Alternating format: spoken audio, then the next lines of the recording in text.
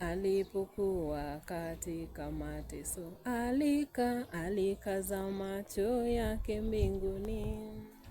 Alisema Mungu asamehe, kisha akamkata roho. Aliona utukufu wa Mungu, mbingu zikafunguka mbele yake.